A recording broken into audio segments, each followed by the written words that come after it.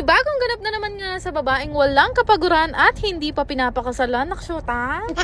Yung araw nga ay nagpunta nga kami dito sa may DV Mart Pulilan para maghanap nga na susuotin namin bukas. Wala nga dapat ang susuotin namin, kaya naman naghanap na nga kami dito ni Bebo. At ewan ko ba bakit tayo mga Pilipino kung kailan rush hour tsaka tayo namimili, naksyota. Ayan, pinipilit na nga lang ni Bebo itong polong pula na to. Bala mo makakrop top yung ngalti. Kung oras na rin kasi to, kaya naman sabi ko sa kanya ako na bahalang maghanap. Pwede na tong I'm her king. No other man can take my crown. Ay! Ay, naalala ko tuloy ang memories namin nung unang jowa ko. Naksyuta. Di na pa nga kami nag-iikot-ikot doon pero wala nga kaming nakita. Kaya naman bumaba na kami at sabi ko nga kay Bebo, dito na lang kami sa cashier bumili ng ampaw. Grabe, napakarami nga namin biniling ampaw dahil napakarami din namin naging inaanak ngayong taon. Ko, napakarami naman kasing nanganganak. Pero yun na nga, fast forward, nagbiyahe na nga kami papunta ng SM Pulilan at as expected, napakaraming tao. At kahit sa ang damitan nga kami magpunta, napakaraming tao, namimili din sila ng mga pamasko nila. Pero mabalik nga tayo dun sa polong pula na hinahanap nga kanina ni Bebo. Salamat naman at nakakita na nga kami. Alam nyo ba, timing na timing din talaga yung pagpunta namin ngayon sa mall dahil napakaraming sale. Actually, dalawang damit na pula nga yung kinuha ni Bebo at namimili pa nga siya kung anong kukunin niya. Pero sabi niya nga sa akin, pareho daw niyang bet kasi pareho daw bagay sa kanya. Be, nagulat nga ako kasi kumuha din siya ng leather jacket. Noon niya muntay niya. Abay, bagyalan lumamig sa Pilipinas at kabira, bumili siya ng leather jacket niya.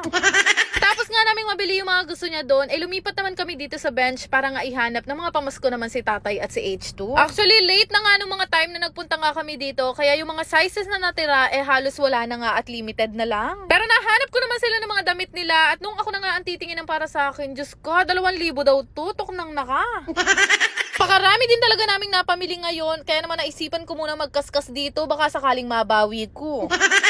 Pang ilang card na nga ito sa mga binibili ko at actually nakakalibang din kasi magkaskas dito. At sabi ko nga kay Bebo na sayang yung pera ko, dapat naglaro na lang ako ng Diamond Game. Chares! Katapos nga noon ay naglibot at lumalis na nga kami dito ni Bebo at sabi ko nga sa kanya sana sa susunod na taon ganyan na rin kalaki yung Christmas tree namin sa bahay. Fast forward, kinabukasan nga ng madaling araw ay maaga kaming gumising ni Bebo para nga magsimba dahil ngayon nga ang huling araw ng simbang gabi. Kulay pula nga ang suot ng mga tao ngayon at ayan nga suot na nga ni Bebo yung binili niya kagabi sa SM. Medyo ilang minuto nga lang kaming na late sa pagsisimba halos wala na nga kami naabutang upuan sa loob. Fast forward, pagkatapos nga ng misa nag-start na nga rin kami mamigay ng mga regalo at yung ilan na mga pinamili naming appliances. Alam nyo ba guys, na taon-taon din namin to ginagawa ni Bebo. Bukod nga sa nagbibigay o nagpaparapol kami sa Pampanga, lagi nga kami nagpaparapol din dito sa may simbahan kung saan nga ako nagseserve. Gaya nga nang sabi ko din nung nakaraan, napakarami ko na nga rin na ipamigay ngayon kumpara nung nakaraang taon. Sabi ko nga, Christmas is for sharing at ramdam na nga namin dahil bukas na ang Pasko. Di ba nga natatapos yung paraffol, pumasok muna kami dito sa loob para manginain dahil nagluto nga sila ng sopas. After noon, ayoko naman nang to make two, kaya naman sabi ko kay Bebo, lumabas kami dahil meron pang nagtitinda ng palabok dito sa daan. Pero syempre, makarine naman, may kipangana ka at mag-take two ka pawari. Apat na palabok nga yung mga binili ko dahil nagulat ako. Ito palang mga kasama ko nagsimba, gutom na rin. Hindi na nga kami pumasok sa loob at dito na lang kami sa labas kumain dahil baka may makakita sa amin nakala nagluto din sila ng palabok. Habang kumakain nga kami, meron nga mga bata na nagsisayawan at nakakatuwa pati mga matatanda nagsisayawan na rin. Mag-aalas 6 na nga rin ng mga time na to kaya naman nagpaalam na nga ako sa kanila at nauna na nga ako dito sa bahay dahil meron nga akong appointment para nga magpalagay ng eyelash extension. Syempre naman, Pasko na kaya naman dapat lagu-lagu tayo bukas.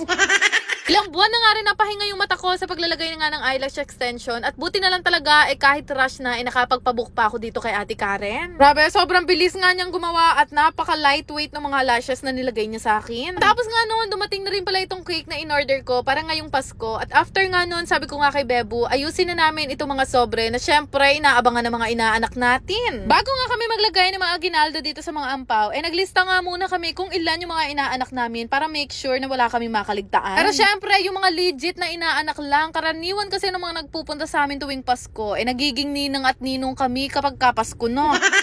Ilista ko na nga rin, pati tito, tita, at lalong-lalo na yung mga pinsan ko. Grabe, nung nag-compute nga ako kung ilan yung nadagdag sa mga inaanak ko ngayong taon, grabe, nagulat ako ng bongga, karami.